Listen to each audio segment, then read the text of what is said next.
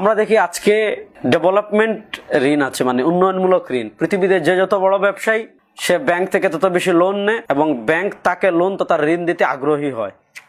এখন প্রশ্ন হলো, যে যত বড় কোম্পানি দেখা যাচ্ছে কোটি কোটি হাজার কোটি টাকা সে ব্যাংক লোন নিয়ে বসে আছে।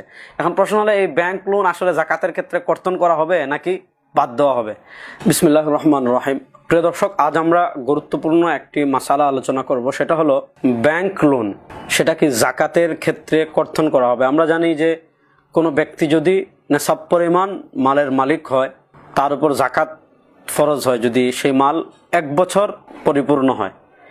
এখন মাসালা হলো, আমরা জানি জাকাতের ক্ষেত্রে ঋণকে বাদ দিতে হবে। ঋণ বাদ দেওয়ার পর সে যদি নেশাব পরিমাণ মালের মালিক হয় তাহলেই তার উপর জাকাত ফরজ হবে। এখন প্রশ্ন হলো, পুঁজিবাদী অর্থনীতি দুনিয়াতে আসার পর পৃথিবীর সিস্টেমটাই চেঞ্জ হয়ে গিয়েছে, পৃথিবীর সিস্টেম পরিবর্তন হয়ে গিয়েছে, এমনকি ঋণ দেওয়ার সিস্টেমও পরিবর্তন হয়ে গিয়েছে। কেমন পরিবর্তন হয়েছে? আমরা দেখি আজকে ডেভেলপমেন্ট ঋণ আছে, মানে উন্নয়নমূলক ঋণ। পৃথিবীতে যে যত বড় ব্যবসায়ী সে ব্যাংক থেকে তত বেশি লোন নেয় এবং ব্যাংক তাকে লোন তথা ঋণ দিতে আগ্রহী হয়। এখন প্রশ্ন হলো, যে যত বড় কোম্পানি দেখা যাচ্ছে কোটি কোটি হাজার কোটি টাকা সে ব্যাংক লোন নিয়ে বসে আছে।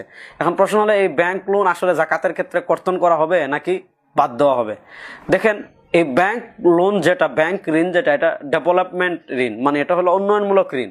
এটা সেটা ব্যবসায় উন্নতির জন্যই এই যে লোনটা আছে, এই যে ঋণটা আছে, এটা জাকাতের ক্ষেত্রে কর্তন করা হবে না, বরং তার মূল সম্পদের, তার ব্যক্তি একান্ত ঋণ যেগুলো আছে এগুলোই বাদ পড়বে। কিন্তু এই যে ব্যাংক লোন যেগুলো, এগুলো বাদ পড়বে না, এগুলো অবশ্যই জাকাতের হিসাবে আসবে এবং এগুলো অবশ্যই এগুলোর জাকাত প্রদান করতে হবে।